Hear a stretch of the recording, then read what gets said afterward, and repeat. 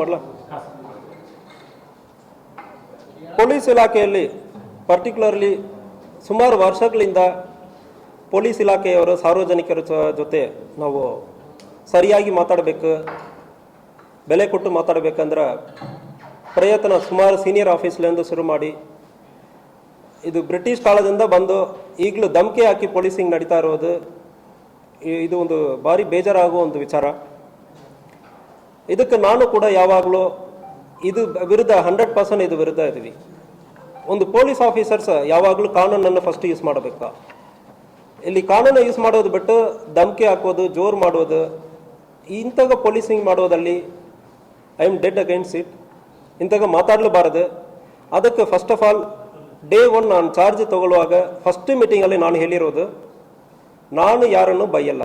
ಒಂದು ಆಫೀಸರ್ ಇರಲಿ, ಸಿಬ್ಬಂದಿ ಇರಲಿ, ನನ್ನ ಚೇಂಬರ್ಗೆ ಬರಲಿ, ಅವ್ರು ಏನು ತಪ್ಪು ಮಾಡಿರ್ತಾರಂದ್ರೆ ಸರಿ, ಅವರು ಡಿಸ್ಮಿಸ್ ಮಾಡುವ ಮಟ್ಟದಲ್ಲಿ ತಪ್ಪು ಮಾಡಿರ್ತಾರಂದ್ರೂ ಸರಿ, ನನ್ನ ಚೇಂಬರಲ್ಲಿ ಕೂರಿಸಿ ಮಾತಾಡಿ ನಾನು ನಿಮಗೆ ಬೆಲೆ ಕೊಡ್ತೀನಿ. ಇದು ಒಂದೊಂದು ಆಫೀಸರ್ ಸಿಬ್ಬಂದಿಗೆ ಕೊಡುವ ಬೆಲೆ, ಆ ಸಿಬ್ಬಂದಿ ಸಾರ್ವಜನಿಕರಿಗೂ ಕೊಡುವ ಬೆಲೆ. ಒಬ್ಬರು mutually everybody should be respected. ಅದನ್ನು ನಾನು ಫಾಲೋ ಮಾಡ್ತಾ ಇದ್ದೀನಿ. ನೀವು ಫಾಲೋ ಮಾಡಲ್ಲ ಅಂದರೆ ಕ್ರಮ ಕೈಗೊಳ್ತೀನಿ ಅಂದರೆ ಡೇ 1 ಫಸ್ಟ್ ಮೀಟಿಂಗಲ್ಲಿ ಕೂಡ ಹೇಳಲಾಗಿದೆ. ನಮ್ಮ ಆಫೀಸರ್ಸ್ ಸಿಬ್ಬಂದಿಗಳನ್ನು ಬೈಯೋದು, ಕೂಗಾಡೋದು ಇದಕ್ಕೂ ನಾನು ವಿರುದ್ಧ ಇದ್ದೀನಿ. ಅದೇ ರೀತಿಯಲ್ಲಿ ಯಾವುದೇ ಕಾರಣಕ್ಕೂ ಸಾರ್ವಜನಿಕರಿಗೆ ಯಾವುದೇ ರೀತಿಯಲ್ಲಿ ಅವಾಚ್ಯ ಶಬ್ದದಿಂದ ಮಾತಾಡ್ತಾರೆ ಅಂದರೆ, ಯಾರು ಮಾತಾಡ್ತಾರೆ ಅಂದರೆ ಮುಲಾಜಿಲ್ಲದೆ ಕಾನೂನು ರೀತಿಯಲ್ಲಿ ಕ್ರಮ ಕೈಗೊಳ್ತೀವಿ. ನಿನ್ನೆ ಇದೇ ರೀತಿಯಲ್ಲಿ ಗೋಕಾಕ್ ಟೌನ್ ಪೊಲೀಸ್ ಸ್ಟೇಷನ್ ವ್ಯಾಪ್ತಿಯಲ್ಲಿ ಗೋಕಾಕ್ ಟೌನ್ ಸಬ್ ಇನ್ಸ್ಪೆಕ್ಟರ್ ಅವರು ಅಸಭ್ಯ ವರ್ತನೆಯಿಂದ ಮಾತನಾಡಿರುವುದು ಕಂಡು ಬಂದಿರ್ತದೆ. ಸೊ ಅದು ಬಗ್ಗೆನೂ ಕೂಡ 100% action will be initiated. Report already ಬಂದಿದೆ, ನನ್ನ ಗಮನದಲ್ಲಿ ಇದೆ, ರಿಪೋರ್ಟ್ ಬಂದಿದೆ. ಬಟ್ ಇದರಲ್ಲಿ ಒಂದೇ ಒಂದು ಹಿ ವಾಸ್ ಪ್ರೊವೋಕ್ಡ್.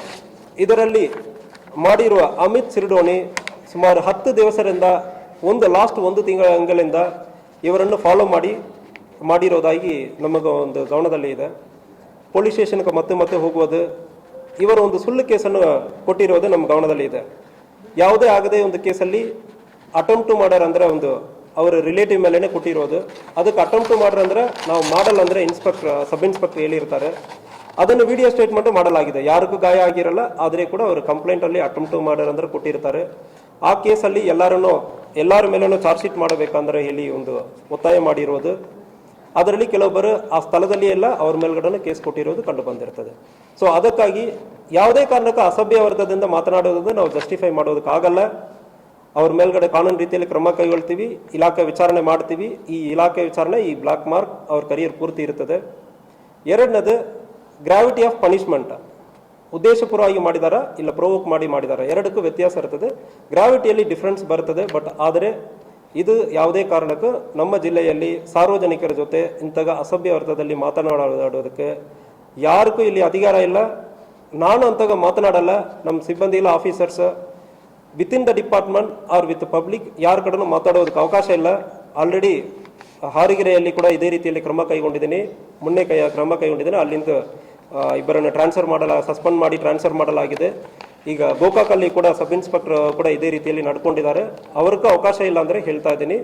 ಮುಂದಿನ ದಿವಸದಲ್ಲಿ ಯಾವುದು ಇಂಥಾಗ ಸಾರ್ವಜನಿಕರಿಗೆ ನಿಮಗೆ ತೊಂದರೆ ಆಗೋ ಸಂದರ್ಭದಲ್ಲಿ ನನ್ನ ಕಡೆ ಬರಬಾರದು. ಯಾವ ಸಾರ್ವಜನಿಕರನ್ನೇ ಅವಾಚ್ಯ ಶಬ್ದದಿಂದ ಮಾತನಾಡುವುದಕ್ಕೋ ಒಬ್ಬರನ್ನು ಇನ್ಸಲ್ಟ್ ಮಾಡೋದಕ್ಕೋ ಯಾರಿಗೂ ಅವಕಾಶ ಇಲ್ಲ. But that doesn't mean that ನಾವು ಸುಮ್ಮನೆ ಇರ್ತೀವಿ ಅಂದರೆ ಇಲ್ಲ. ಯಾವುದೇ ಪೊಲೀಸ್ ಆಫೀಸರ್ಗೆ ತೊಂದರೆ ಮಾಡೋ ಸಂದರ್ಭದಲ್ಲಿ ಪೊಲೀಸ್ ಆಫೀಸರ್ ಇರಲಿ, ಸಿಬ್ಬಂದಿ ಇರಲಿ, ನೀವು ಕಂಪ್ಲೇಂಟ್ ಕೊಡಿ.